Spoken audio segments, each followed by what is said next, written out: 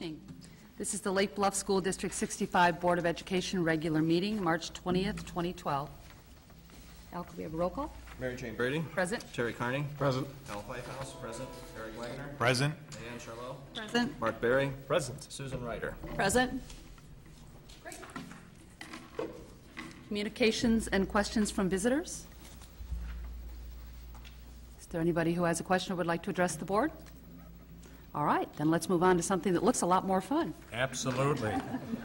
We're always excited to bring before the board students to share experiences with the board, and we've tried to do that at least once a month, and we're eager tonight. This group was actually scheduled last time, and at the last minute we kind of changed it for a couple of reasons. But Kelly Bay is here tonight. Kelly, you want to share with the board and then introduce your group and take it from there? Can I take this off? Sure. And then we can kind of No, that's pass it fine. around. All right. Well, good evening. I'm Kelly Bay, and I'm joined tonight by some 4th and 5th graders. So I'll have them introduce themselves, and then they have a few things to share. And then we'll have a short video for you to see. So this is Lauren, Laurent. Grace, Will. Graham, Cece, Catherine, Nina. All right. And you know what? It might be better if we all kind of stand up front, and then we can share a little bit. Are you comfortable with that? Sure. Okay. Great. Come on up.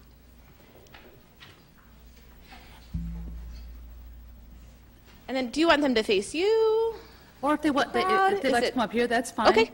Maybe Shall we- then everybody can see them. The other thing is that microphone, the microphone doesn't amplify for the room, so they'll need to speak up. That's just for the television. Okay. So everyone should speak loudly. Oh, I did already. Oh, so you're two. Okay. So let's just make a line up front. Graham, do you want to hold on to this? And then you can kind of, why don't we go kind of up here? I think he should face you. Well, they can see the cameras in. If they face out there, they can face the cameras and be on TV.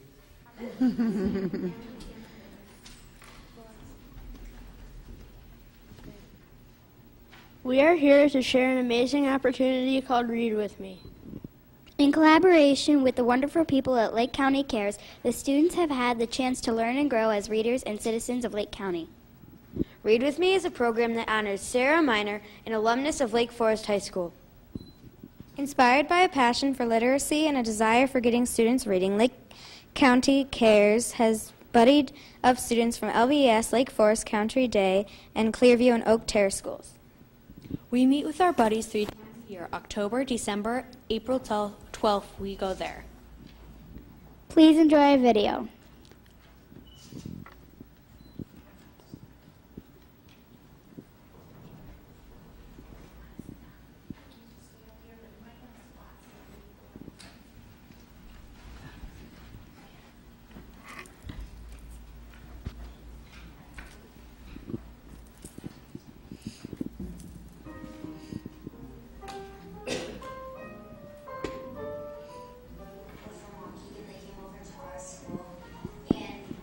To share a book with them, and we got to meet them and really help them learn more about how to read. We started talking for a while just to get to know them, and then we got our snacks, and then we started reading the book, and then we did the cube and talked about that, and we had a lot of fun. Probably explain it like it's something that you do for the other kids to come, and that you get to have a buddy and read with them. We read with them, and we give them the book that we read with them, and because we are encouraging people to read more. Mrs. Nash called all the names of the groups, and then our buddy came over, and we sat down, had a snack, sort of told each other about what we were like, and then during Read With Me, we read him Johnny Appleseed, and I think he really enjoyed it. Kind of nervous, but also very happy that I could be there with her. Well, I felt really good, and when I saw that smile on his face, I knew that he would really like to read with me, and I felt like I really liked to read with him.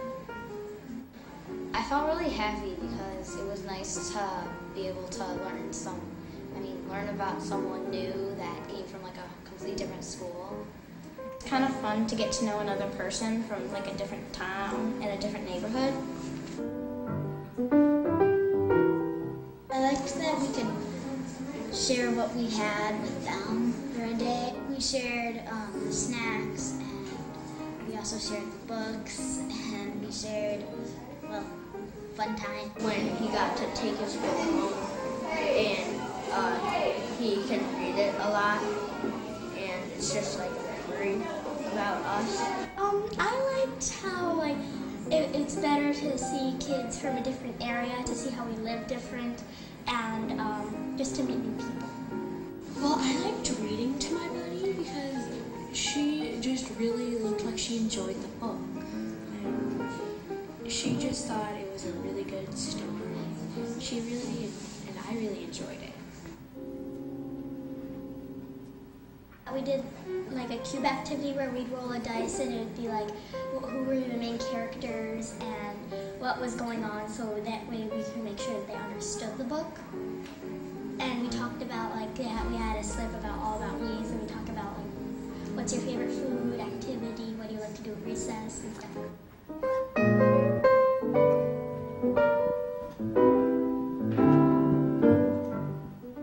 I thought they were going to be 4th and 5th graders, but he was in 3rd grade. She was a little, and she was a really good reader. Like, she could recall words that were pretty hard for me when I was her. When I got stuck in the words, she would help. I found out he liked paper airplanes, and he's a really interesting guy. He's from Mexico. She was a little bit shy, and she was really, really sweet though.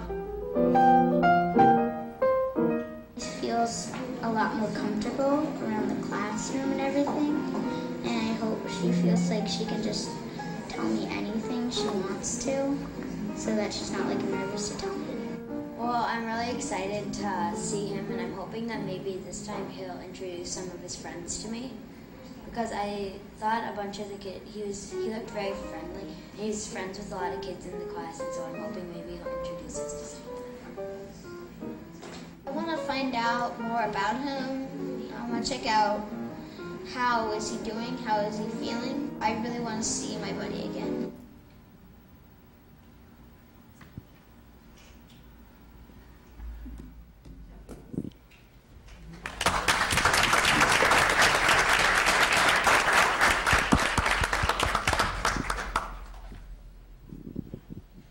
Thank you. At this time, we are happy to take any of your questions.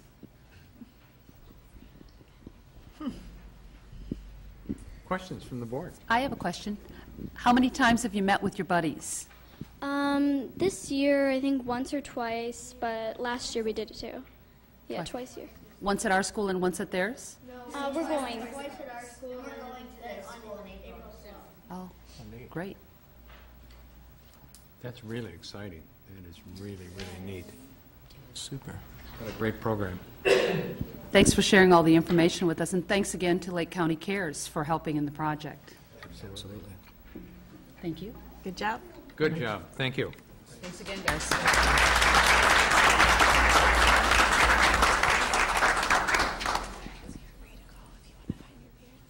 Now, you guys are welcome to stay for the rest of the meeting. Tempting. But on a night like tonight, Could go home and have dinner outside.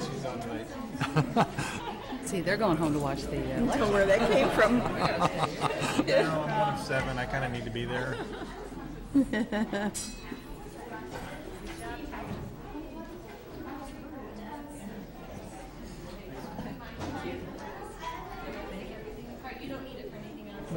no, thank you. No, thank you so much. Okay, the next item on the agenda is just to indicate to you that we did receive our certificate of recognition for each of our schools. This is kind of an annual sort of occurrence in all schools in Illinois. I shouldn't say all, those that don't meet requirements, and there are some districts that don't receive this, but you're fully compliant, and you, once you receive this from the regional office, you display them in your building until the next year. But we like to have the board be aware that we did receive them. That takes us down to reports. Kate.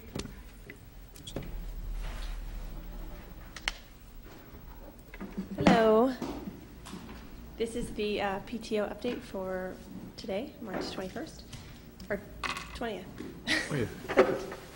First day of spring, right? So in our enrichment program, Friday the 16th, we had a circus boy come to the middle school, and he had an anti-bullying message along with his presentation.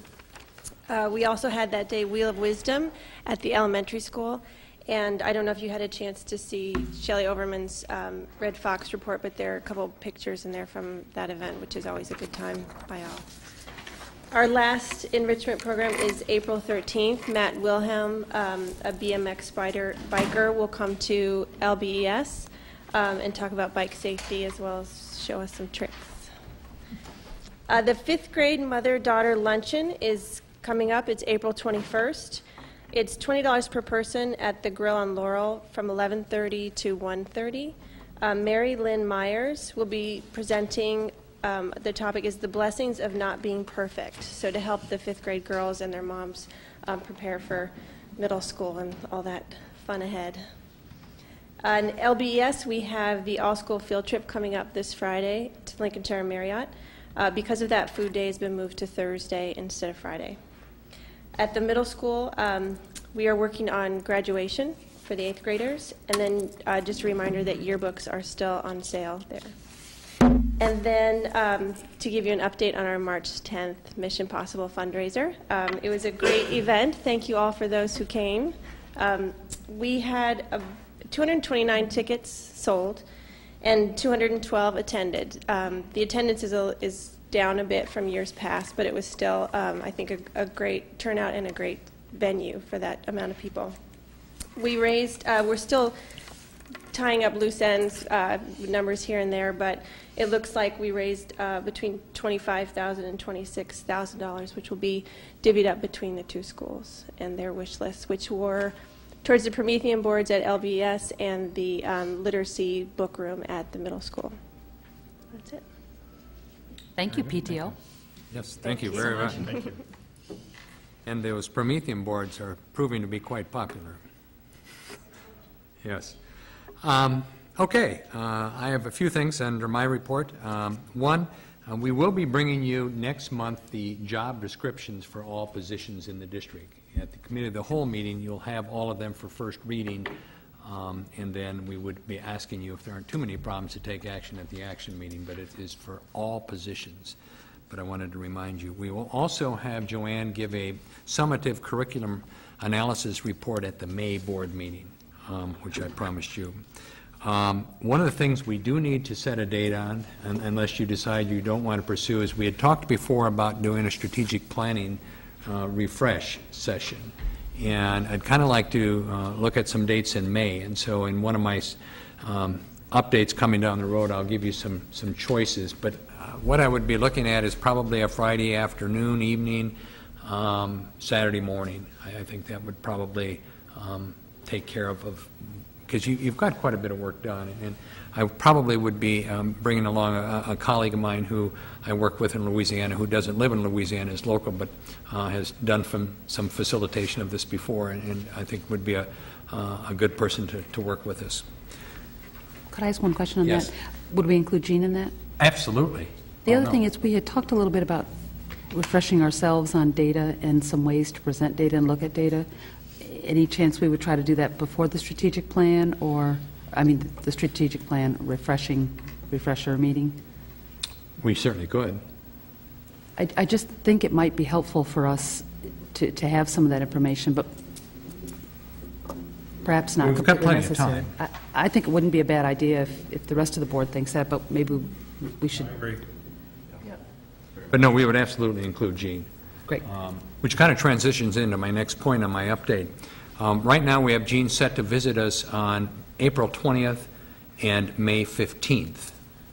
April 20th is the night of the musical, and May 15th, I believe there was another event at the middle school. I don't remember what it was. There's a concert. A concert, I think, a band concert. But one of the things we had talked about is perhaps putting together some teas or visitations by parents or community members on either or both of those days.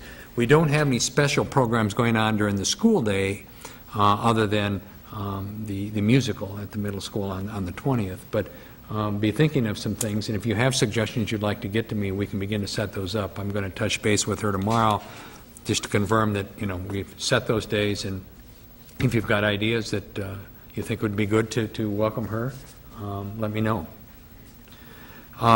Reminder that spring break starts Friday for students and staff. Our elementary students go en masse to Lincolnshire Marriott to see Joseph this year. So they're excited about doing that. Also in in April, we will be bringing you kind of an executive summary of our audit that we just recently completed on bullying. And Ann is working on putting together a report for that. A reminder that on April 2nd, we have a board self-evaluation meeting with Barb Toney. Update on the chiller work. We expect to have all work completed by the end of April. We also expect to have all of our work completed inside in terms of cooling the servers by the end of spring break. So we're really on target to, I think, coming to a full resolution of that issue. I'm very, very eager to see that work completed, to see what the sound change is. I'm going to ask Jane to give you an update on two things. One, we did some lockdown drills over the last couple of days, and she was pretty involved with those. The other thing that I'm going to ask her to speak to is we put in front of you tonight the Lake County Financial Data Report, which is an annual compilation of financial comparison across all school districts in Lake County. It's an interesting report that I always like to share with boards, and there's a lot of places in there where you can compare yourselves to other districts. So, Jane, you want to... Well, by being pretty involved in the lockdown drills, that means I stood in the hall and watched. So we did the Lake Bluff PD led the drill. We did the elementary yesterday. It was the first time they've done one, a hard lockdown with students, and it went extremely well. When they called for the code red lockdown, what happens, is they go in the room, lock the door, shut off the lights, and I walked with the police to peek in the windows in the classrooms. We couldn't see a human being anywhere. They looked like empty classrooms. So they did a spectacular job. And the middle school did theirs today. It was the second time, I believe, they've done it with students, and it went off without a hitch. So we're going to keep pursuing that, and next year maybe incorporate some role playing and things like that. So they went very well. As far as the Lake County data report, we do get this every year. I don't know that we've ever shared it with the board before. A lot of this information, not a lot of it, some of it appears on the school report card, but it does give you a breakdown, elementary districts versus high school districts, so we can kind of see where we compare with other Lake County elementary districts. And so there's really 2 pages that kind of give you a lot of data, and that's page 2 and I think it's page 5 by their numbering, where you can kind of see where we compare as far as operating costs or EAV per pupil. That's on page 2. I think that's a good one we look at. We even had a chart on our website at one point that kind of showed, I think, us compared to like Forest 67. And by luck, because this is a numeric order by district, 65 and 67, one row apart, so you can kind of do a real quick scan. But it's just good data. It is it's as current as it can be, and I don't think every ROE in the state does this. So this is some good work that Ms. Wood does for her constituents. Other than that, I don't know what you want me to One of the interesting say. figures I find on these is on page 8. I like to look at property taxes as a percent of total revenue. And when you look at the percent of your revenue that comes from your local property owners, you're fairly high. You're just right at a little over 89% of your revenue comes from property taxes. And when you scroll up and down and compare yourself to other districts, you're right there. I mean, there are some that are above you, that are south of you, but you're right near the top, and 89% is pretty high. And I don't know, Jane, has it been right around 89%, 88, 87? Yeah, I don't think we've seen much fluctuation over the years at all. Okay. But, you know, if you don't have anything else to do, you like to look at- like me, I occasionally look at this. It's interesting. It is interesting. Like over spring break and all. Yeah, absolutely, absolutely. I just wanted to make one comment as I look at this on page 2, comparing 65 and 67 as we do, they're numerically right there together. Lake Forest has 2,034 students, or 2,041 students as of the fall of 2010. Well, we had 900, which is slightly less than half, right, the number of students, right? And just go over 2 more columns and see the difference in the equalized assessed valuations. We have, doing the math quickly, 1/4 of the equalized assessed valuations, as does Lake Forest, so we have to educate proportionally a lot more children on Less property. less wealth. property value. Yeah, absolutely. I mean, you're It's a challenge. I mean, I've known those numbers theoretically before, but there they are, stark contrast right on page 2, right? 2.5 billion. their Yep. EAV per pupil is almost twice yours. Right. That's what, doing the math, The column right... must be the case, The right? column right next door to it actually Shows that right there. Absolutely. That's a good example. We get $780,000 per Right. pupil, and they are 1.3 million. Somebody did the math for me. They did. Yes, there it is. Well, there's a lot of numbers on this page to digest all Right. of a sudden, but Right. yeah, that is significant.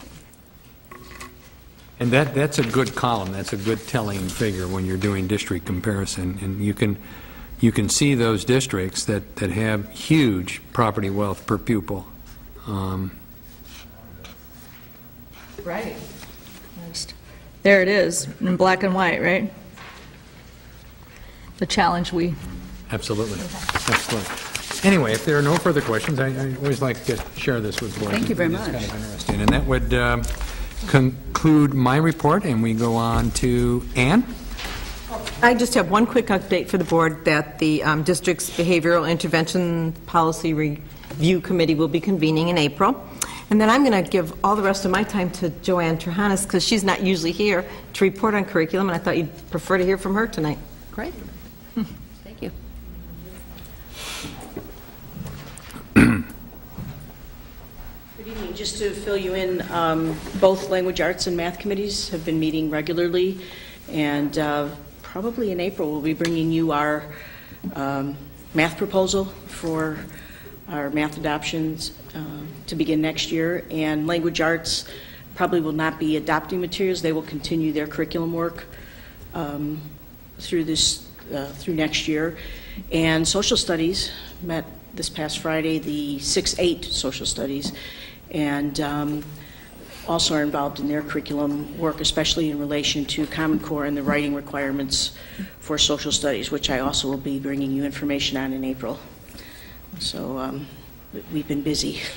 The teachers have been very busy, I should say. So. Okay. Anything else? Okay. Board President report. I only want to tell everyone to have a safe and wonderfully relaxing spring break. Thank you. That takes us down to new business action. First item is personnel recommendations. We would need a motion to move that the Board of Ed approve the personnel recommendations as per the attachment. So moved. Second. Discussion, and I think one of the recommendations that was on the personnel recommendation report at the Committee of the Whole meeting, and it's not part of this tonight, but still necessitates further discussion, is the recommendation of the administration to expand the library position by a 0.5 at each of the 2 schools. And I know Joanne had put another sheet at your place tonight, along with information that had been supplied at the Committee of the Whole meeting, to try and lend credence as to why you should consider that recommendation.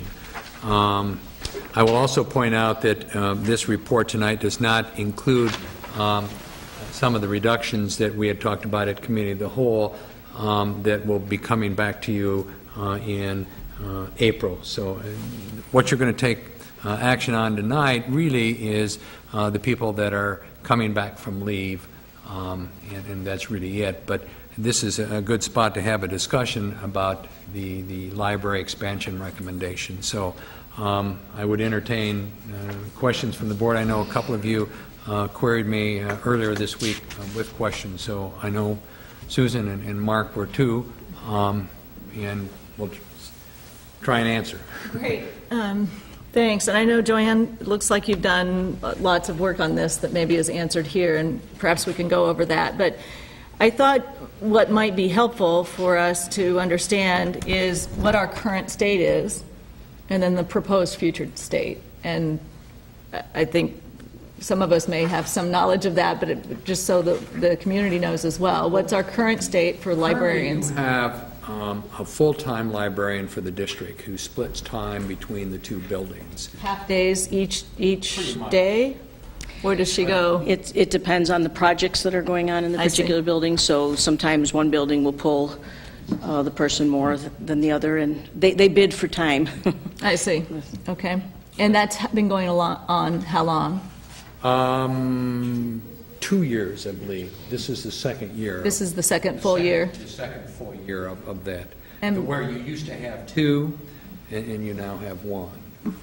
Now, there are also assistants in the libraries, to provide some support. They don't have any specific library training, is that correct? That is correct. Right. That is correct. No, they do not have specific library training, but they're an adult presence.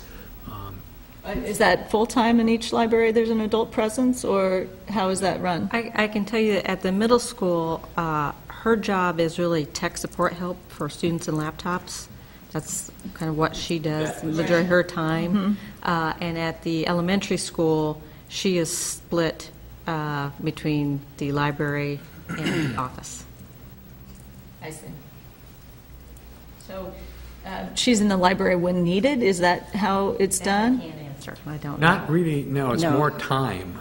In other words, in the mornings, she's in the library, and in the afternoon, in the office. I see. And my guess might be that when she's in the office, the librarian who splits between the two schools is more likely than not in the library. There could be times where you don't have an adult in the library. I see. Well, we just made a little change, and now we're pulling secretary. I'm looking for Nate, and he's not here. We're pulling a secretary, one of the two secretaries out of the middle school, and putting her in the library for I don't know how many hours a day.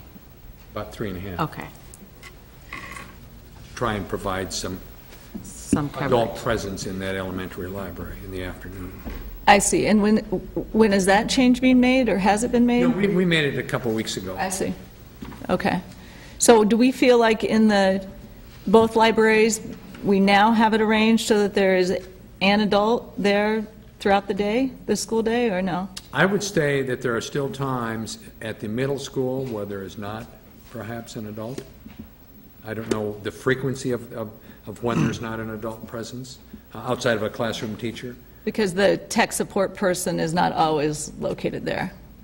But I think we have an adult at all times now in the elementary library. I see. But not necessarily a librarian, a certified school librarian or library media specialist. Are the aides able to operate the book checkout so teachers and students aren't limited to when they can actually check out books? Right. My understanding is they can handle checking out books, but that's the least of a librarian's job, or the least important part of a librarian's job. I mean, that's really just an adult presence to check out books. That's not fostering what should be happening in a school library. So the 2 years, before these 2 years that we've had this sharing, what kind of arrangement do we have? Do we have 2 FTEs, two full-time? Two FTEs. One in each certified library. school librarian. 3. We actually had 3, because we had 3 buildings at the time. Oh, yes. Did we have 3? We had one in each building, east, central, and I forgot about the middle, that. That's right, yeah. Yeah, because 2 years, that's when we put Yes. the buildings together, we went to 1 at that building. I see. So we've gone from 3 to 2, and now to 1. So the proposed new future state is back to status quo ante, right? Is back to 1 at each building. Correct. That would be our proposal. But not back to the original ratio. We used to have 1 librarian for every 300 kids. Now we have 2 librarians. If we did this, we would have 2 for 900. So we still have a higher ratio. We would have more like 600 children, right? Or 550 in the elementary school. But 1 per library.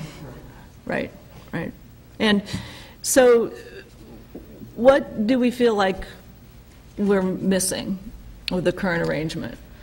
Well, that's my key question. question. First of all, let me just say I certainly understand and respect what the decisions you have to make in terms, and just hearing the EAV comparison.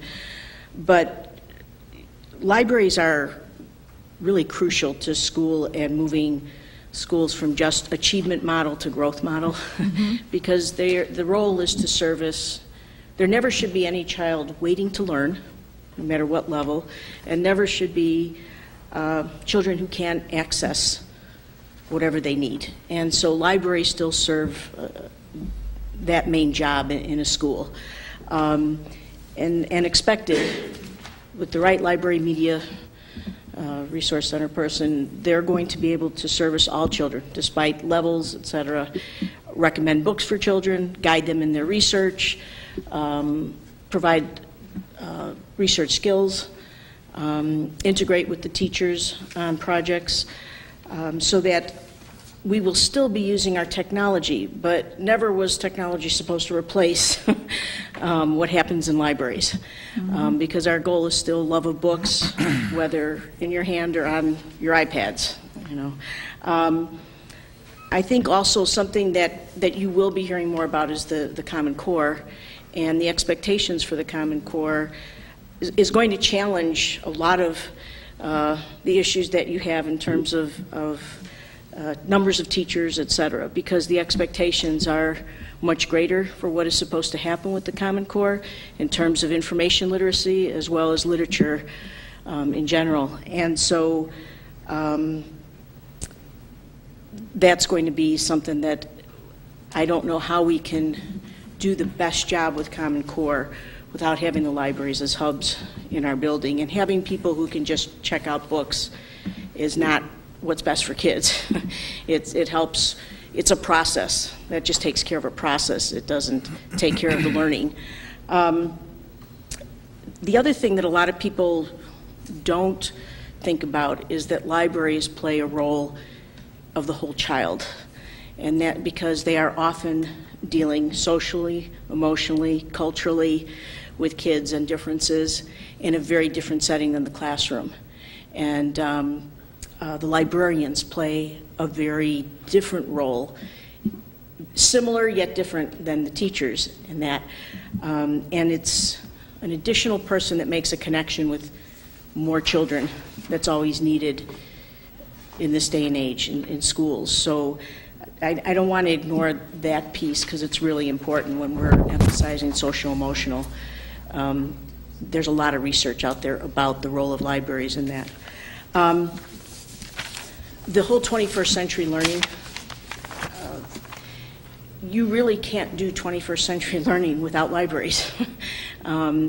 The tasks that we're going to be challenging students with as we redo curriculum are not just rote responses.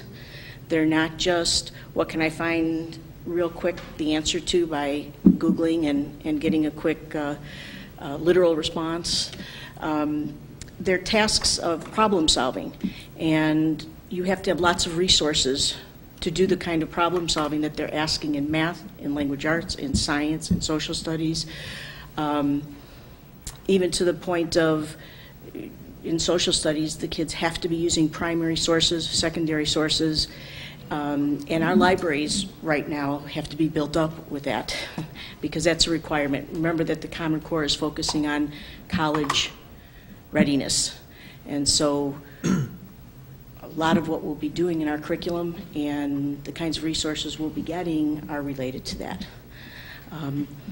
So the one thing I will say too is besides the librarian has a role to make sure that that place is the library, is stocked with what it needs to be.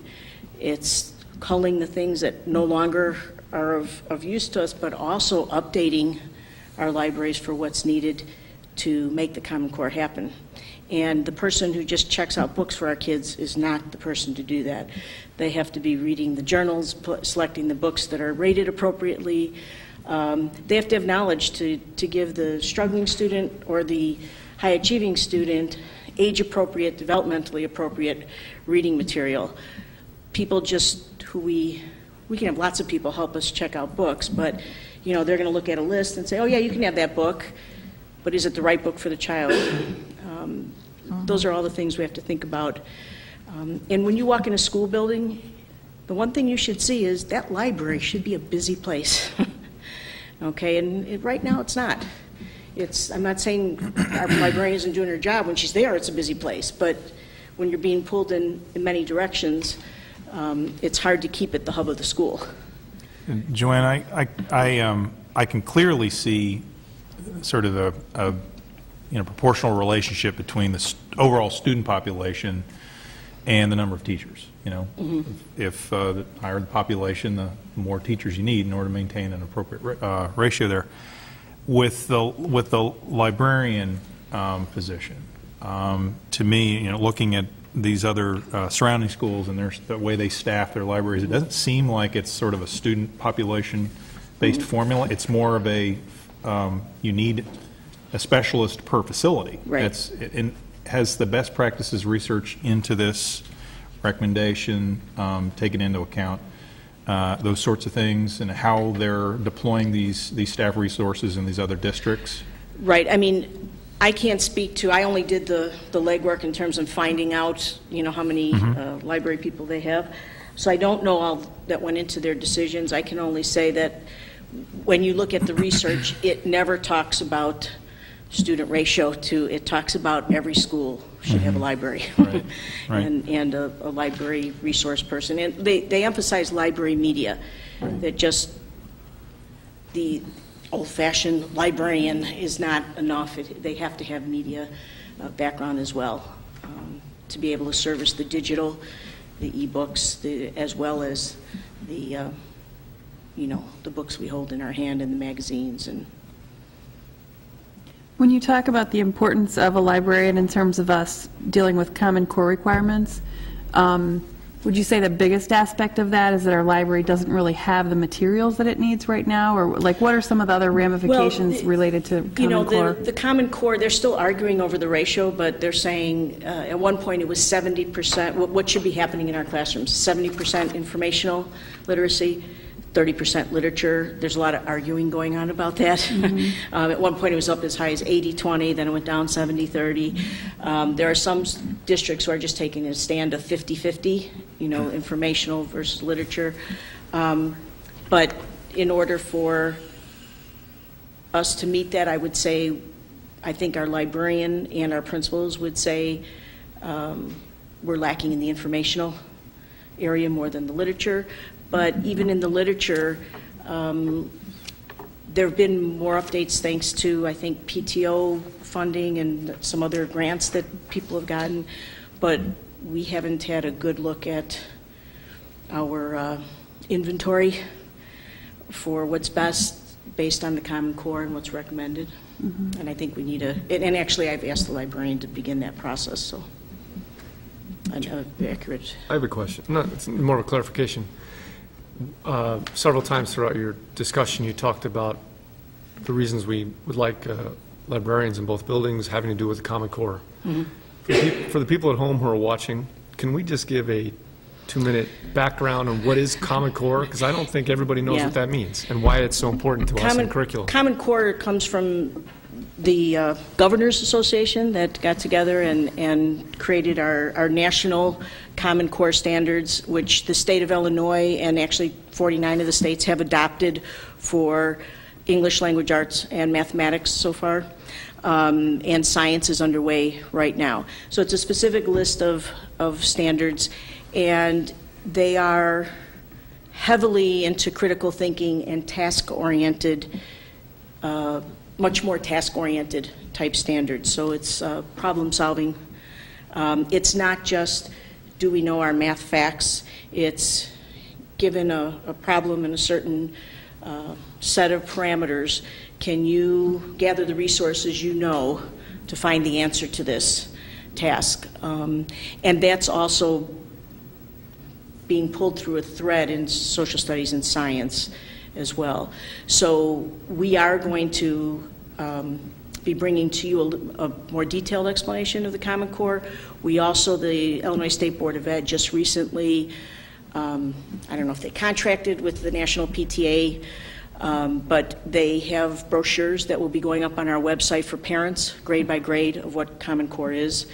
And Ben has asked me to attend a PTO meeting regarding that as well. So, you know, I think we're going to get that word out and explain it more. It really does take additional parent meetings, though. Also, I think as we begin, for example, our math adoption, we expect to have parent meetings to explain the difference, because it's not going to look the same when your children come home with work. But it's clear from what you're saying and what I've read and what I've heard that a librarian is an integral part Absolutely. of the success of implementing Common Core standards. Absolutely. Right. I mean, Common Core is kind of trying to bring a commonality of expectation to math and language arts and eventually science, social studies across the country, so that if you went to school in Louisiana, where I'll be next week, or if you went to school in Illinois, where I am this week, and when these are fully implemented, it would be very, very common in terms of what you would see. That is not the case right now. Right. And the other thing you'll see, we're supposed to have access by April. We'll see if we do. Hopefully to be able to show you some of the examples of the kind of testing the kids will experience in 2014 related to the Common Core. Very different than the kind of testing they have now. If in fact what they say is happens. Just an example, the math example we were shown about a month ago is the students are given a task, and if they're on the computer, lots of tools drop down onto their screen. It's not just, here, figure out the algorithm.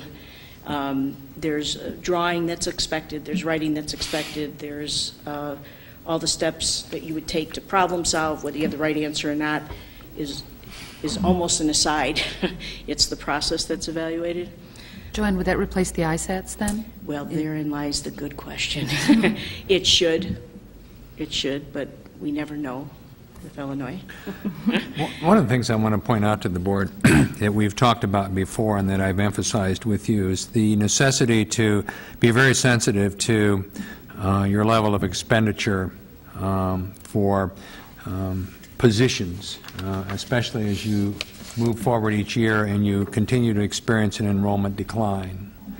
And we've talked about the necessity to be very careful about expanding staff versus keeping the same number or reducing. And next month we'll bring you a more complete package of other position reductions, but it's our projection that by some other position reduction and by not replacing one of our retirees, which you're going to be asked to take action on later in the agenda, that even by adding this position, we would still project a savings of close to $150,000 if you adopted all of the things, not necessarily tonight, but tonight and at your next meeting. That being said, I said last time at the Committee of the Whole meeting, I think you have to be taking a very careful look at your middle school staffing pattern next year, because as that building continues to decline, as we pointed out to you at the Committee of the Whole meeting, you have some very rich, and I don't mean rich in terms of money, I mean rich in terms of small class sizes in some of your sections at the middle school. And so I don't think we're prepared this year to make reductions for the coming school year at that building, but I would caution you to have serious discussion next year about that. That being said, one of the things you have to decide, though, is whether you want to continue with the middle school model or traditional junior high school model. You converted to a middle school model, which provides you a different staffing pattern a few years ago. To continue with that, as you have enrollment decline, costs money. I'd like to understand that more fully, because in my experience, the sixth grade experience in this in this town is just exceptional. I would really like to understand what we're talking about in terms of how much we save. That was one of the things I was going to say, is as you proceed with Dr. Sophie, I think, or with strategic planning, I think you need to philosophically look at your programs before you just divide numbers, because it will change your school. It might, I'm not saying it's good or bad, but it will change what you know. And so that's something you really need to study and know the philosophy and the difference between having your school run what I called, when it was junior high, boot camp for high school, or a middle school. And I think those are two very different philosophies. So it's something the board really has to explore before making just cuts based, or before making decisions, cuts or adds or whatever, without understanding that philosophy. Based solely on numbers. Just based solely on numbers. Right. And so what happens if you convert to, as Joanne calls it, a boot camp for high school? We all did, but we all survived, right? You typically have a higher student-to-staff ratio and much less individualization and much less teaming. And it provides for sometimes a disconnect at an age level where there needs to be a connection. And it will change what I think is an outstanding model compared to the buildings I've been to over my 35 years of the social-emotional wellness stuff going on. That's far superior than many places I've been. So I think those are just things you have to keep in mind. Particularly at a time where we're focused on community and our communities, and we've just put together a group from both of our schools and the high school to look at community and social emotional wellness. These are all things that we need to keep in mind as we look at the numbers. And in fairness to the community that you service and have an obligation to, we may need to get more information out to them for them to understand, why we do what we do. I think that there's a lot more study that would need to go into any move like that. It just, sixth grade team is like one of the gems of our school district. Absolutely. And I'm not saying that you visit that tonight or you No, visit I that understand. I understand. I just had not heard that floated before, so I'm sort of reacting to it. I think I brought it up last time. You may have. Yeah. You may have. I just hadn't focused on it until I thought about my sixth grader today, I guess. I do want to just suggest another possibility that I'd like the team to look at, if possible. I'm very interested in knowing about the ratios, the 70-30 ratio, 70% informational, 30% literature. Yeah, we won't know that until they decide on it. Right. It's fascinating because I think so much of the research that happens is now online. I mean, the information is just more immediately up to date, obviously, and the research that I've seen my kids do has been so primarily online that I got to think that number has to be shifting, right, to 50, more like 50-50, although I know literature is also online as well. It's just not as accessible as researching online. But I just make that comment, having heard just the other day that Encyclopedia Britannica has published its last hard set of encyclopedias, which is another sign of the times, I guess. But so I know this is shifting. One thing that I just jotted myself a note here is it sounds to me like where the need really is, and it's probably in both buildings, but we really have a need in the elementary school, where that early love of learning, that early love of reading really takes hold. By the time they get to middle school, I'm going to make gross generalizations, they're on their computers, as we've provided to them, right? On their computers doing research as the world changes. And one thing I'd like us to think about is whether we might need a full-time librarian at the elementary school for those 500 to 550 children, and then 0.5 at the middle school, perhaps being creative about how we utilize resources in some of those smaller sections that you've referred to, Ben, as the numbers go down, and think about how that technology specialist really helps that 0.5 in the middle school, because all those kids have their computers, right? And that's where a lot of the need, I think, is again, in my experience. So one thing I'd just like to hear us think about is whether the need for the full-time is really primarily at the elementary school, and what we need at the middle school is technology. I would agree with you, but I would add to that that you need a full-time at the middle school, but you need to have a full-time person at the middle school that is perhaps more technology-oriented and research-oriented. I don't see it as It needs two- to be a certified position. I mean, what you have now is a non-certified position, somebody who does a very good job of helping the kids and working with the kids. But I would argue that I think this district is still okay with having a full-time person at each building, but perhaps having the skill set be a very different skill set between the two people. I would agree. I think, I agree that the love of learning and reading, that's a different role that librarian plays. Mhm. But to me, it's even more crucial at the middle school because just because they're on the computer doesn't mean they're pulling the best information or the most appropriate information. One of the things we hear from the high school is just teach them how to research well with technology, you know. And there is so much being put on language arts teachers with the Common Core and that they need help with that. There's only so much room in the day to get everything in that's being demanded. I think also at the middle school, the librarian would take on, or the library media person would be teaching those lessons of finding appropriate research, knowing how to distinguish a good, something you've chosen as a resource from a bad resource.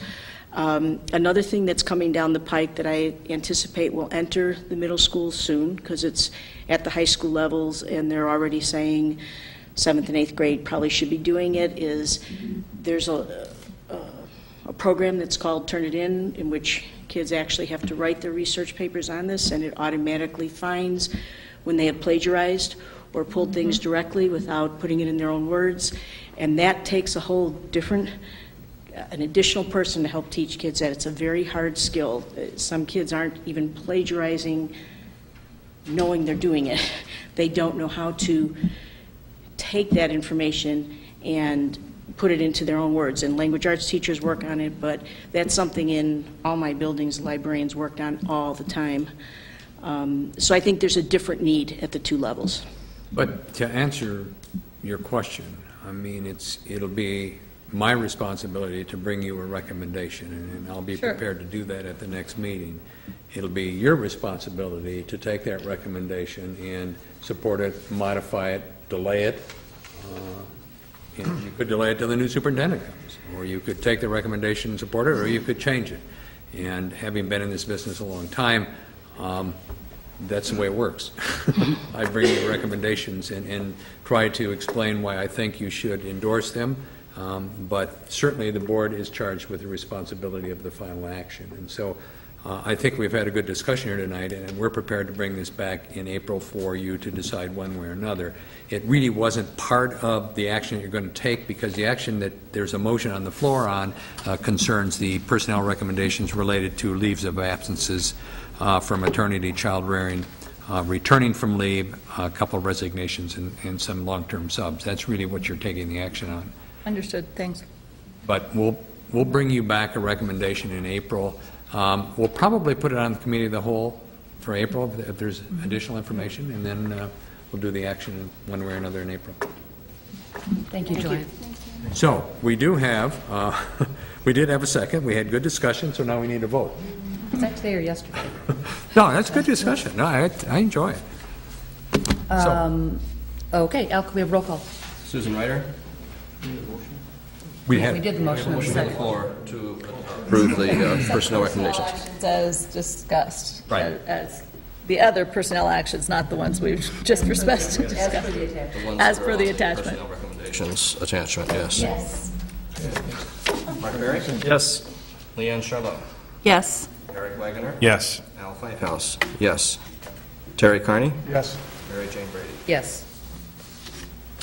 Next item under action is approval to reduce 1.0 FTE at Lake Bluff Elementary School for 2012-13 school year. We need a motion to move that the Board of Ed approve to reduce 1 FTE at Lake Bluff Elementary School for 2012-13 as presented. So moved. Second. Discussion. I will indicate to you that it's our recommendation to the board that you have 2 people who are retiring at the end of this school year. It's our recommendation that you not replace both of them, but only replace one of them. And the reason for that is right now you do have projected a fairly small student-to-staff ratio at first grade. If you went with replacing both individuals who are retiring, projection-wise, you would open up with about 13 students per section.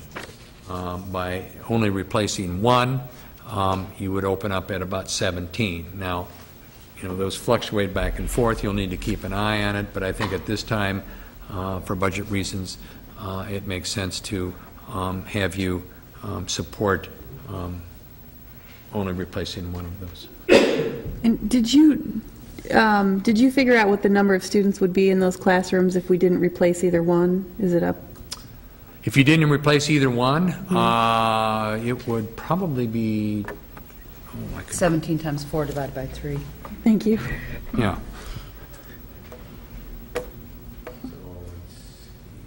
That would start with 22 2/3 per which is- class. For first grade. For first grade. Yeah. Which Okay. is I just want to know the above figure. cover, Yeah. Okay. But she does raise a question that I wanted to address, is Sure. the kindergarten full-day numbers projected based on what we currently have enrolled. Yes, I have that at the end on a separate item, but I can give it to you now. Okay.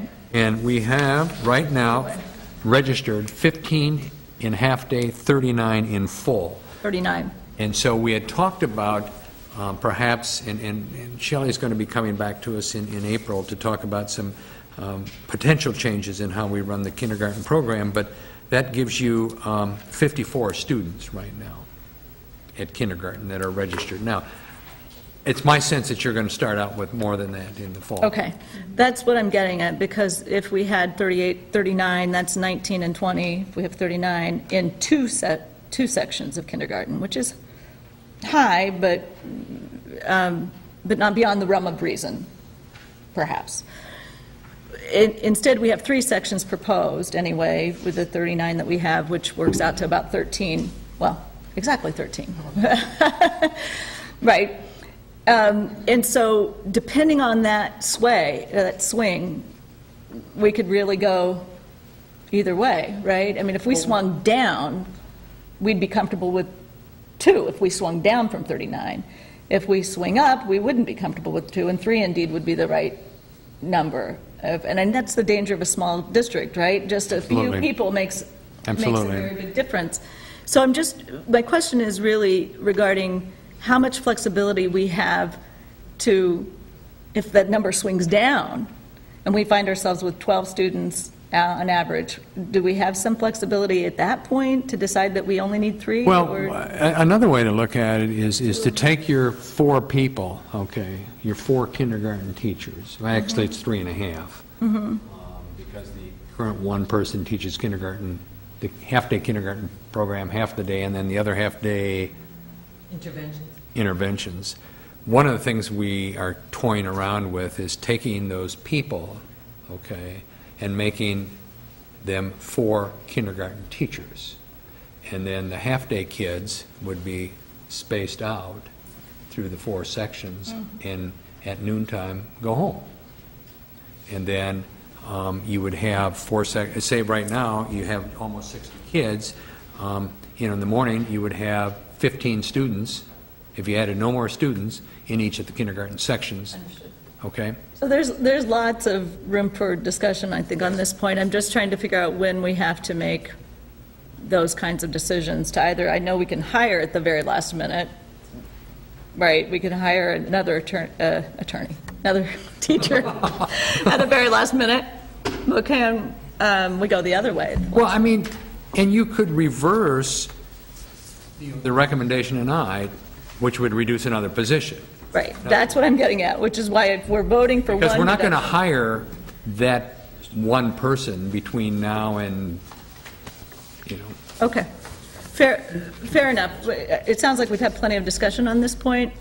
So you could come back in June or July, and, we could keep an eye on it and not hire for that one position, kind of keep it tucked away, and then if things look low, you just not fill it. Right, okay.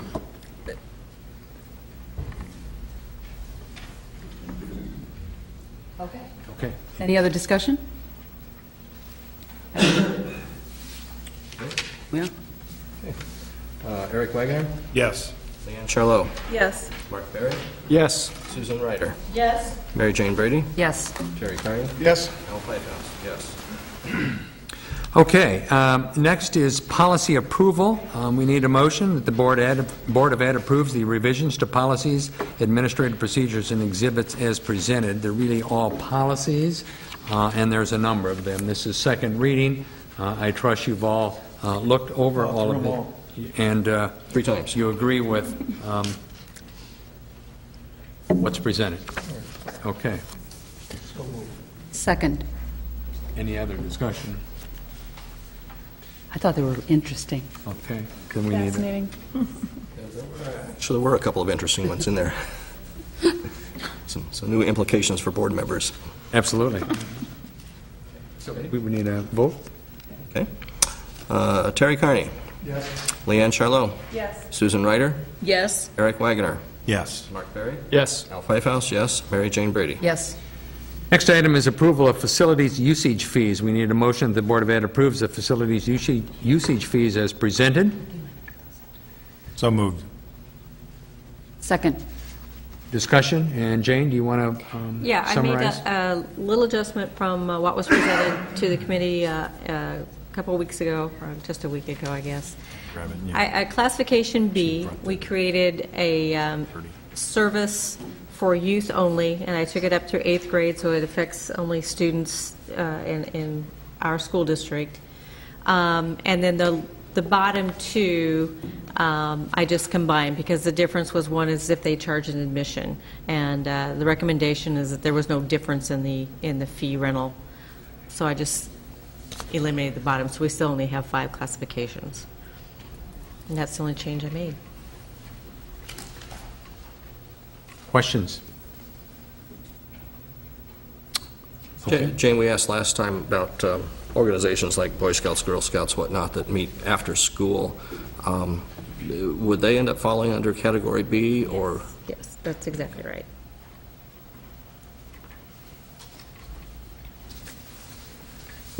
Any other questions? All right. All right. Susan Ryder? Yes. Mark Berry? Yes. Leanne Charlot? Yes. Eric Wagner? Yes. Al Playhouse? Yes. Terry Carney? Yes. Mary Jane Brady? Yes. Okay, next item is approval of school maintenance project grant. We need a motion that the Board of Ed approves the school maintenance project grant as presented. So moved. Second. Discussion, Jane, you want to summarize a bit? This is a new old program. The state did this several years ago, gosh, maybe 10 years ago or 11. So they now will provide to each school district that submits a grant with a viable project up to a maximum of $50,000. You have to have matching funds dollar for dollar, so it could be a $100,000 project, and they would provide $50,000 of that project. They say they've got the money. I don't know where they're hiding it at the moment, but it's supposed to be a good deal. So we've got the grant application ready to go, and one of the requirements is the board has to take formal action on this grant. So, Jane, do you think there's a strong likelihood we actually receive a grant? You know, the business managers I'm talking to, everybody thinks it's a very strong likelihood. I was told today in a conference call that money's there. Not necessarily for Lake Bluff, but how much it's there. more is it what it comes down to? Because I think I read somewhere like $600 million were set aside for capital improvements in schools. I mean, it sounds like a lot of money, but you got a lot of schools that have a lot of needs, and you just wonder how quickly that gets eaten up. Jane, can you? What their criteria is ultimately decided. Well, I mean, and it's a pretty involved grant application. I've already got it completed. I'm just waiting for this, so tomorrow I can press the button. But it's not a first come, first serve. It's not that, because everybody's due the same time. But there are some school districts who are going to have emergencies or life safety. I'm going to assume, which is not smart on my part to assume what the state board will do, but I would think they would fund those types of projects first. What we've submitted is the cost for the replacement of our floor tile at the middle school, which is on our projection, and some boiler replacement and upgrades at the middle school as well, which is also in our plan. So, and you've only got like a couple, I don't remember how many years, to spend this money once you get it. Okay. 2 years. But you have to have the matching funds. So even if it's a $20,000 project, they're only going to fund $10,000 of that. So you have to have the matching funds. Which particular floor tile? At the middle school. Okay. Hallway, common areas, and classrooms. Okay. Yeah, big part of the entire school. What did I say? No, remember we discussed several years ago the bathroom tile. Oh, no, we're talking VCT. VCT. No, we're leaving that tile alone for right now. Mark, you're going to have a question. You answered it. Okay.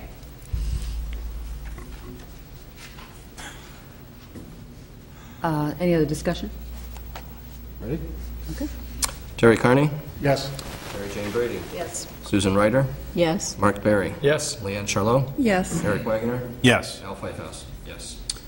Next item, approval of contract with BLDD Architects. We need a motion that the Board of Ed approves a contract with BLDD Architects to conduct a feasibility study for the Lake Bluff Middle School addition and renovation improvements as presented.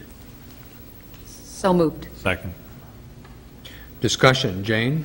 I know you- This is something that the board directed administration to look at, feasibility of redeveloping the lower level, reconfiguring the front entrance, so it would be a secured entrance rather than just letting people into the building, and then the possibility and cost estimates for adding choral space.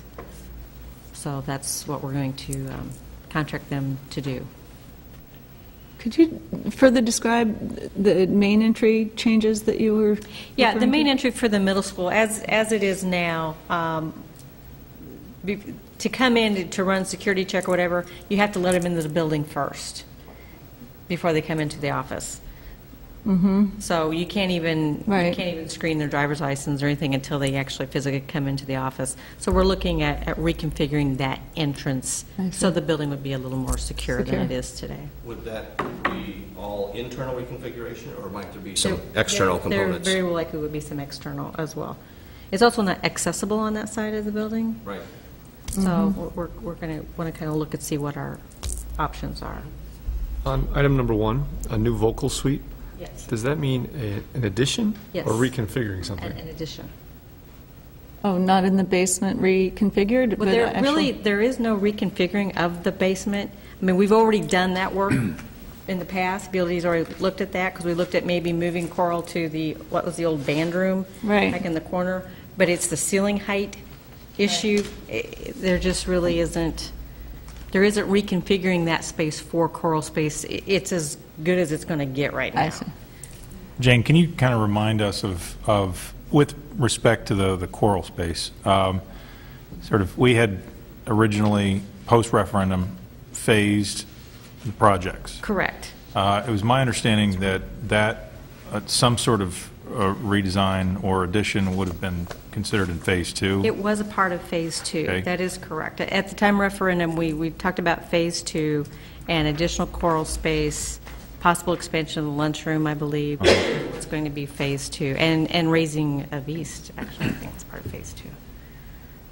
So we've done parts of Phase 2, and remodeling the bathrooms, that was a part of Phase 2 as well. Right. So we've done portions of Phase 2, pardon? Science lab. And the science classrooms, yeah. Those were part of Phase 2, and this was one part. That's one of the things that we just haven't gotten No, well, moved no. forward. Okay. So the referendum was intended to cover both Phase 1 and Phase 2? At the time of the referendum, we said Phase 1 is this, and that was the addition of stage at the middle school and the construction of the new building. Phase 2 was renovating science classrooms, the bathrooms at the middle school, and adding additional choral space. I see. So we've done the first 2 of those? We have. Bathrooms and the Yes. science rooms? We have. And is it sorry if I'm slow here, but is it your understanding that Phase 1 and Phase 2, the funding for those, both phases, was part of the referendum? No, ma'am. That was only Phase 1. Okay. At the time, what the board was telling the public was, we want to do Phase 2, funding to be determined later. Well, we were able to pay for the science classrooms and the bathrooms out of some remaining construction funds. And we're talking about if there's choral space or these other renovations, we're talking about using existing operating funds. There's So no referendum. We're not looking Right. at referendum or borrowing money to do this. It was tied to if I recall correctly, the strategic planning process, the facility planning process that preceded the actual referendum. It was sort of laid out in terms of what the long-term capital facilities needs would be for the district, and so the choral space was part of that outcome of that sort of process. Early in the discussion of the referendum, we were looking at all of these items together. Yeah. When financial realities became apparent is when we broke it into phases and said, we can't do everything. And so we picked what we felt was the most critical and trimmed the dollars and got that into Phase 1. And that's when we created Phase 2. And we said we don't want to lose sight of these projects, but at the same time, we cannot afford to do them at this time. And it was left indeterminate how, when we got to Phase 2, they would be Just paid kind for. of tabled and left out there that we need to do them, but we cannot That's deal right. with that right now. They weren't scheduled. And actually, amazingly, we've done more, I think, than we expected at the time with existing funds by getting the Yes. science labs and the bathroom updates done. So tonight, we would be voting on whether to approve this $185,000 for the feasibility study? No. Let me finish my question, then you can answer if you don't mind. Okay, no to that, but then if we did this feasibility study, or they did all this preparation work that's listed here, we expect a project of about $1.5 to $2 million, Parameter that I gave BLDD. which would come out of our reserves, basically. Operating funds. Operating correct. funds. Yes. Okay. What you're really approving is, I think it was $29,000. $29,650. Okay, for this contract. Then, they come back, and if the board wants to move forward with these projects in its entirety, then he's quoting what their fee will be for that construction project. So can you identify then what we got for our $26,000? 29. That's what he's going to be working on. He's going to tell us 29. what we can. Would you like to? That's why I brought you here tonight. Great. And these are not billable hours. But what they're going to do is bring back, here, if you want to add a choral suite, here's where we believe it can be placed, here's the size, here's your cost estimate. To reconfigure the front entranceway, here's what we can do, here's what we believe the cost estimate is. And if you say, yes, we want to do those, then they start design, bid specs, we bid it out, we move on.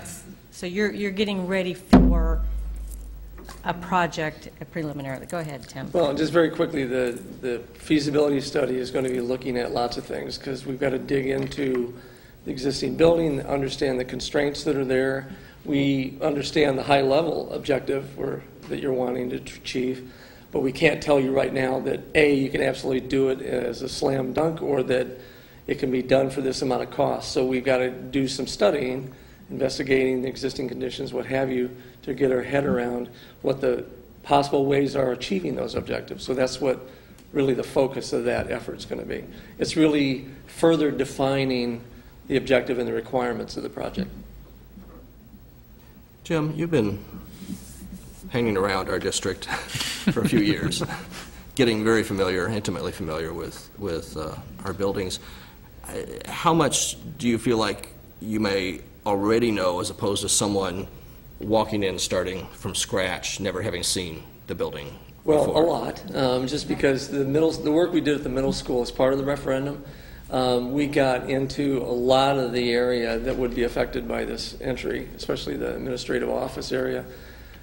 pop their heads above ceilings and understand there's a lot of issues and constraints that are up there in terms of conduit and ductwork that we know right off the bat we probably are going to try to stay away from one area and maybe work something else another area. So we know your buildings pretty well. And so to answer your question, I think we're able to hit the ground running, not spend a lot of time tearing the building apart to understand it. Okay. You and one or two others who have done this with you? Yeah, it'd be, I don't know if you remember Gary Baddock. Absolutely. Gary will be on this as well, and a couple other people that were involved in the referendum project, and especially those folks that actually worked at the middle school on that project. I have two questions. One is pretty straightforward. On your proposal, you talk about included in your feasibility study is programming. What do you mean? Please define programming. Well, essentially sitting down with the district and representing the districts to better understand what the goals and objectives are for the lower level. What is it you want to achieve down there? How many bodies? How many desks? How does it function? How would you like it to function? Same thing for the administrative office area, sitting down with Nate and all of the folks in that area, understanding how they work, the workflow, so that we know when we start to propose something that we're not going to have a false start by proposing something that just doesn't work because it goes against the grain of how that area works or runs. Train of thought just went away. Sorry. Someone else. Sorry. Tim, we have an idea then, if we replace the coral space that we currently have, which is in the basement, and apparently not very environmentally suitable for the students, right? What we could do with that space going forward? Well, that's one of our first programming exercises. Off the top of my head, no. Because, I mean, I guess as we think about declining enrollment, classrooms doesn't seem like a feasible idea. So we walked through here, I don't know, a month or so ago or 6 weeks ago. We walked through the building, and Nate and his staff are going to play a big part of that role of programming and what they're going to do in the middle school. But we're also going to look at space for some storage. We're going to look at space for Steve Miller. We're going to look at space for our Apple technician who's working out of a closet right now and fixing 300 laptops. So we're going to look at that space that's available for those areas as well. We don't want to take away from academics. We want academics to have what they need first, but if there's space that we can allocate to those functions, that's part of kind of what we want to look at in the programming part. Perhaps things that are housed in the library might go down there and leave more library space? Yeah, and no, the servers aren't going to move. The servers are not going to move. That would be so cost prohibitive to do that.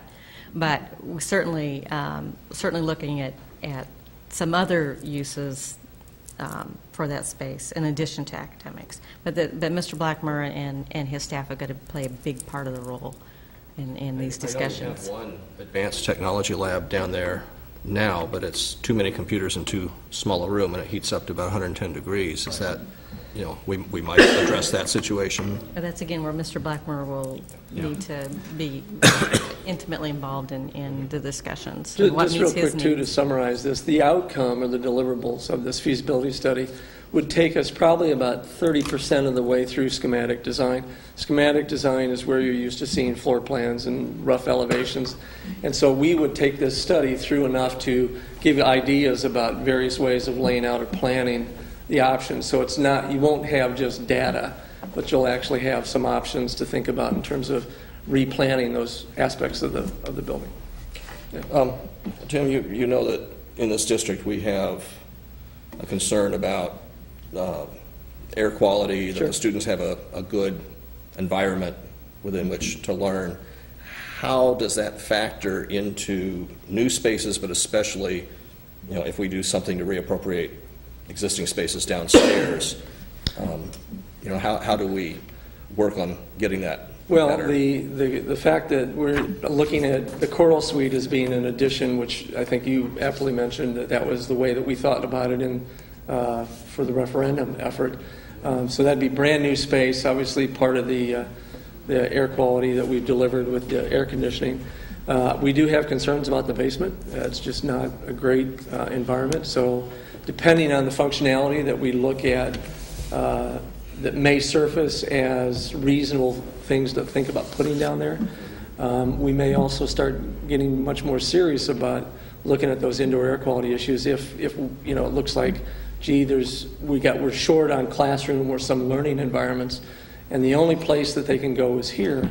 We're going to want to look at that as well to say, does that still make sense to do that? So installing some kind of ventilation would have to take place. Exactly. It could. It very well could. Are there grants available in that area at this point? I know that there were a few years ago, and that's how, you know, we took some of the costs down on the I'm not the elementary grant school. expert in our office, but I will certainly look into that for you. You're talking about the Indoor air quality improvement. the Illinois Clean Energy Foundation. I think that's always an option to look at. But, I mean, we do have air conditioning in the lower level. I mean, we do have ventilation in the lower level. So I don't want there to be a perception that there isn't. Right. We do. But it is a basement nonetheless. And why we don't have a basement in the new building. We don't always want to put kids in a basement. Well, especially when you have a high water table, too. That's Yeah. a little Well, bit I of a mean, problem. the number of kids we're putting in that space Yes, and the that's- actual demands that we're placing on them Yes, physically to that- sing that is- the way they are is part of the issue here. That It's is a not- big part of our This issue. isn't a classroom where the kids are sitting in their desks and learning a language. You don't have They're- 20 They're kids in there singing sitting. and Right, moving. right. And there are sometimes over 100 kids in the room. Yeah, that's problematic. Other questions?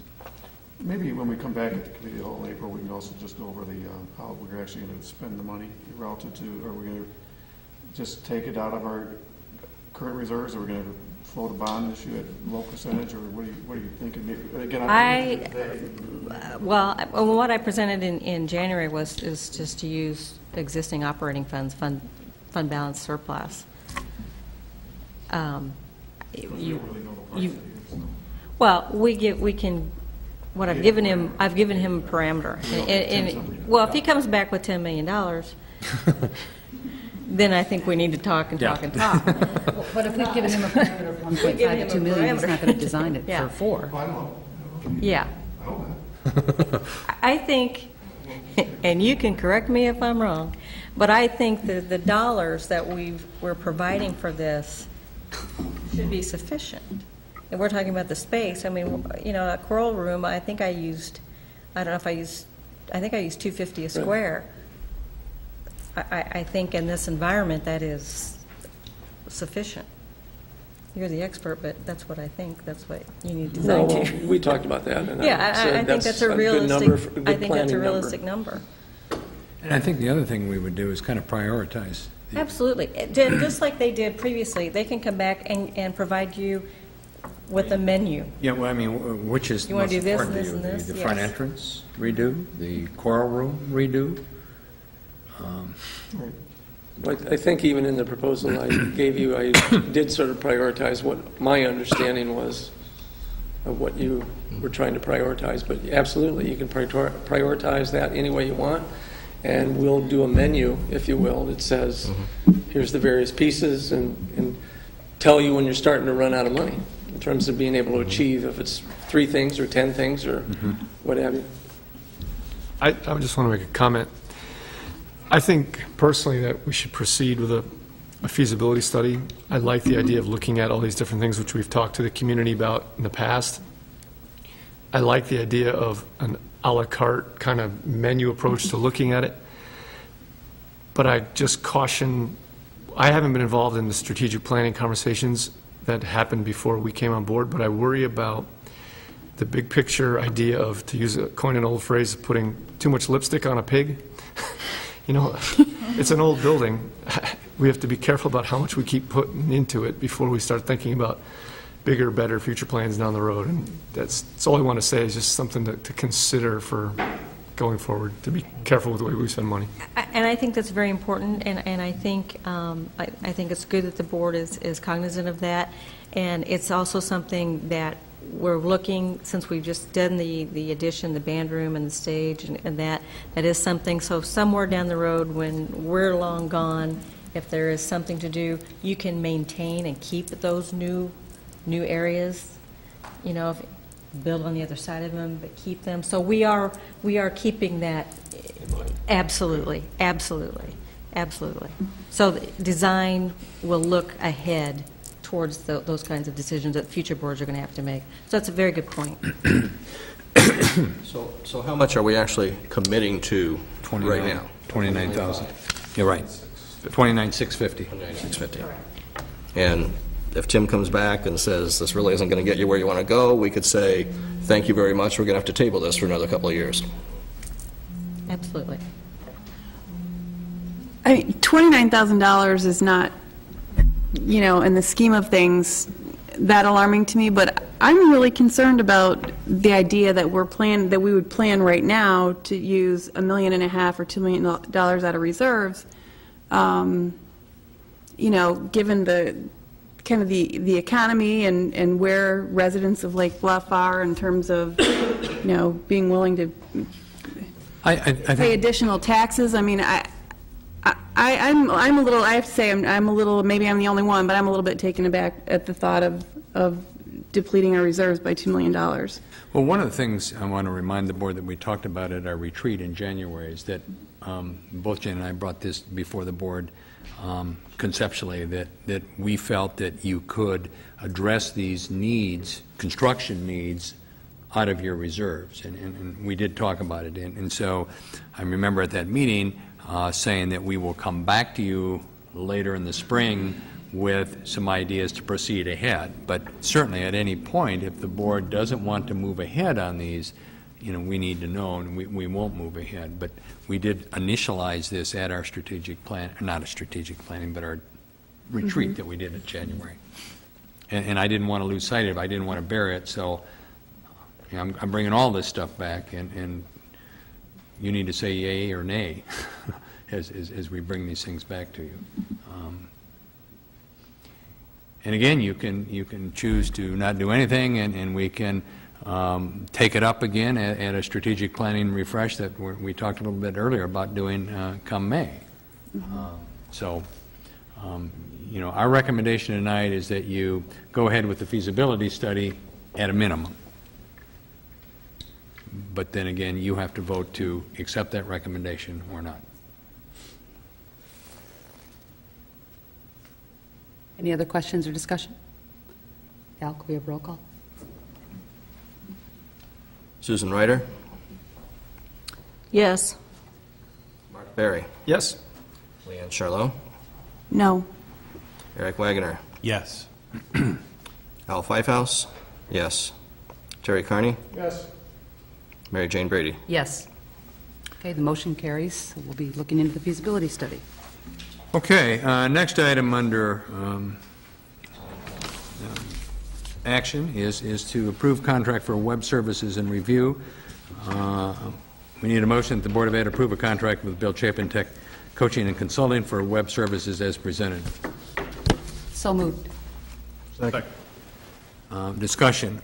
I want to clarify here, we had talked about this at the committee of the whole meeting, and really all that we're talking about relative to this particular item is for the consultant to collaborate with a web review and update task force team to engage in some study objectives. We're not talking about selecting a new website provider. We're not talking about migrating data. You're not talking about having Bill Chapin work as a consultant for the district, but simply to initiate and help facilitate a study team, because as we've talked before, your current website, while functional, does lack design.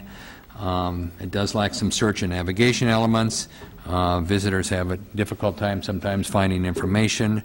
The current web services interface for updating is difficult, and for teachers or community members to use, which many times results in pages having outdated information.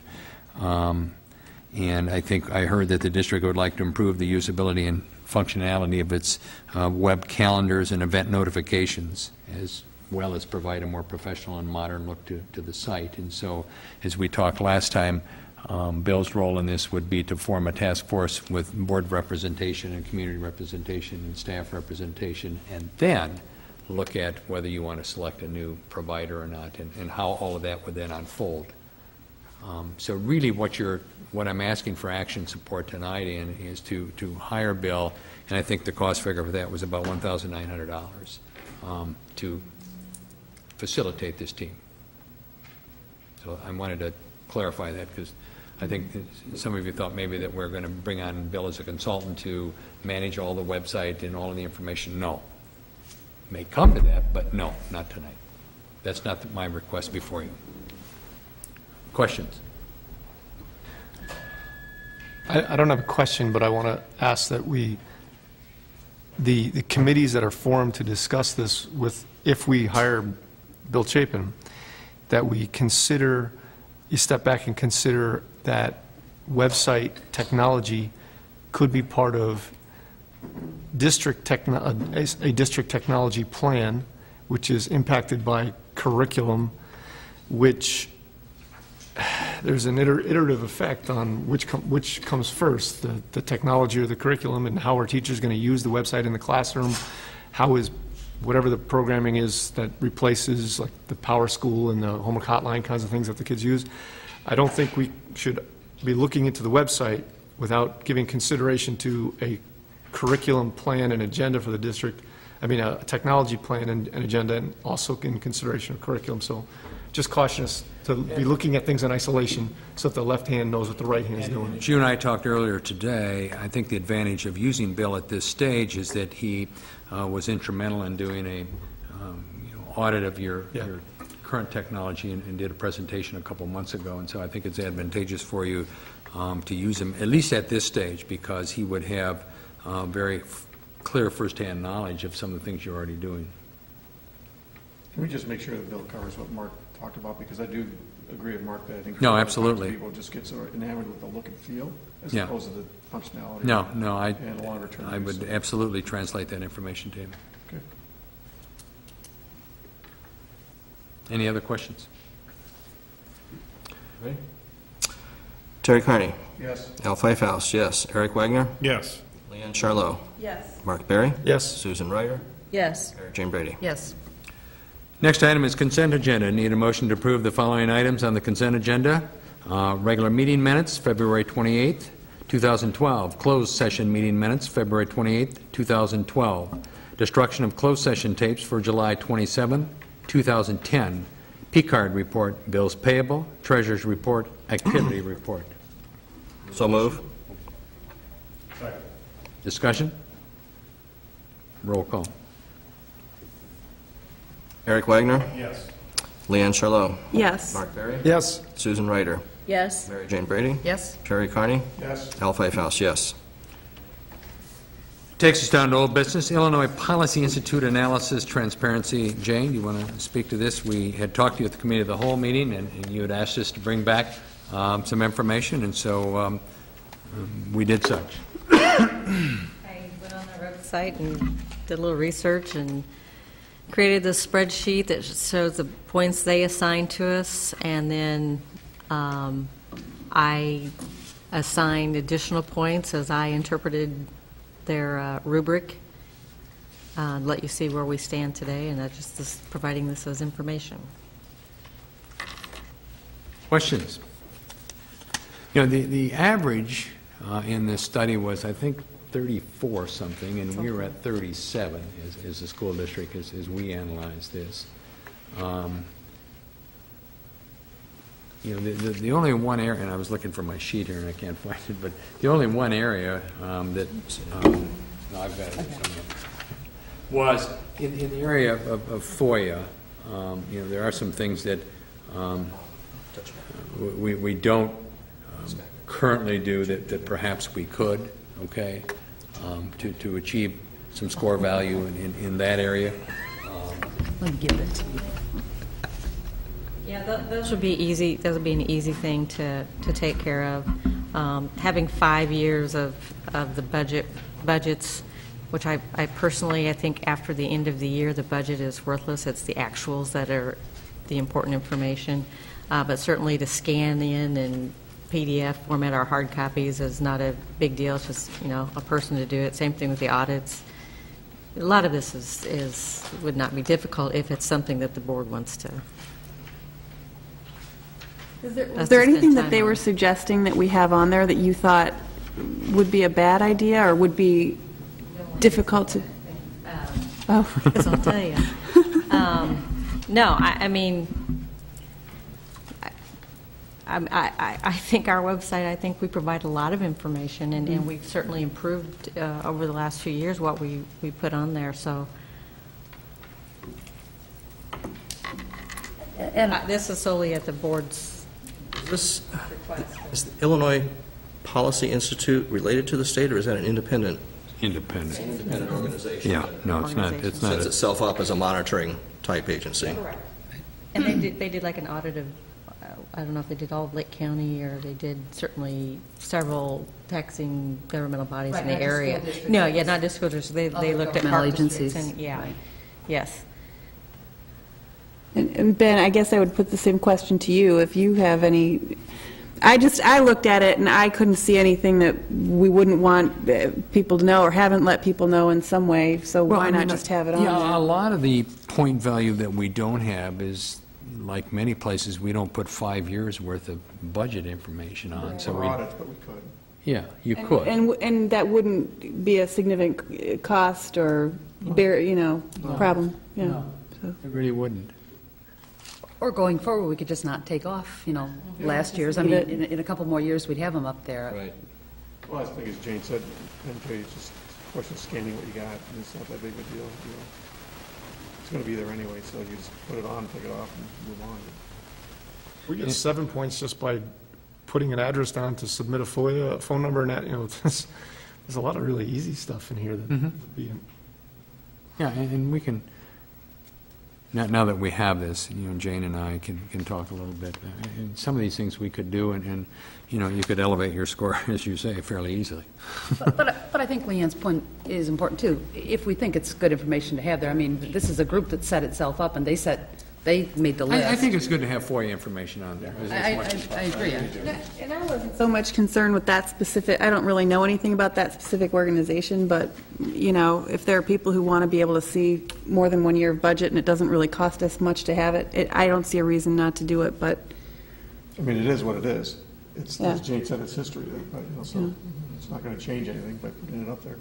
Moving forward, just don't take it down for a couple of years, and the history's there, and there's no extra work involved. Statement that we have nothing to disclose in lobbying, maybe that gets us 10 points. I mean, you've got one here on lobbying. I mean, we have, 10 points. We have nothing to disclose. Don't That we, should be like, the we 10. belong to ISBE and they do some lobbying, Yeah, right? and Alliance, and Yeah. those groups. We could, that's Good list. not a secret. Our only lobbying is via these groups. Yeah. Go see their website for what they do, right? No, exactly. That's indirect lobbying. We Right, don't, oh, right. we don't suggest anything to ISBE to lobby, so, I mean, we would need to make it clear that they aren't lobbying specifically for us. It's an organization. Right. No, we don't have any, We don't pay anybody to lobby. we don't pay these groups for lobbying for us.